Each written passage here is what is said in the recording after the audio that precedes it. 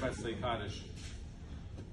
Okay, good morning everybody, good Chodesh. Thank you everybody for coming. Breakfast this morning is sponsored by Stuart Austin in memory of Ilana's grandfather, Mayor Hirsch Ben Noah, and also by Ellen Mayor and Lisa Goodman for her four Shlema for her finds of Rivka. Here's a fascinating Gemara that they learned in this week's Parsha. Torah says that these are the children of Moshe Aaron. Ve'ela told us Aaron and Moshe, and then they only list Aaron's children.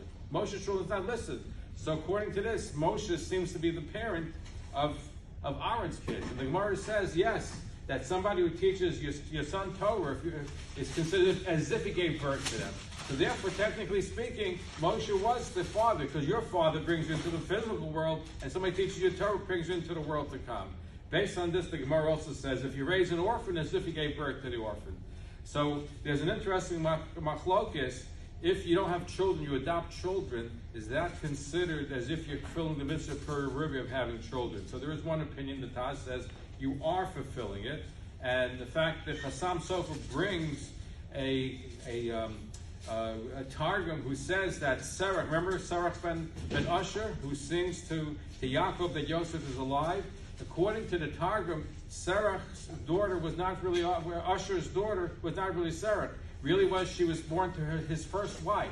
So really, he wasn't the real father. But yet, since he raised her, the Torah considers it as if he's the father, and she's even included in the count of the 70 souls that came to Egypt. So that's a fascinating thing. However, I wanted to conclude with a fascinating, seems like a little bit off the derech of the Chacham Tzvi, based on this Gemara, that somebody who raises a child as if he gave birth to them, especially teach them Torah. He asks a question. According to the Gemara, you can create a golem. In fact, the Chacham Tzvi says his grandfather created a golem, and he destroyed the golem. He became too dangerous. He even had a scar on his head from the golem.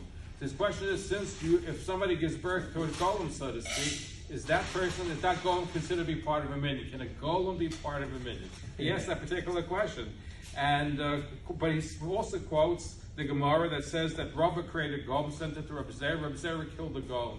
So he says if the golem had a purpose, first of all, murder is only by somebody born of a woman. You can't be considered murder if it's not born of a woman. If he killed an android, it's not considered murder.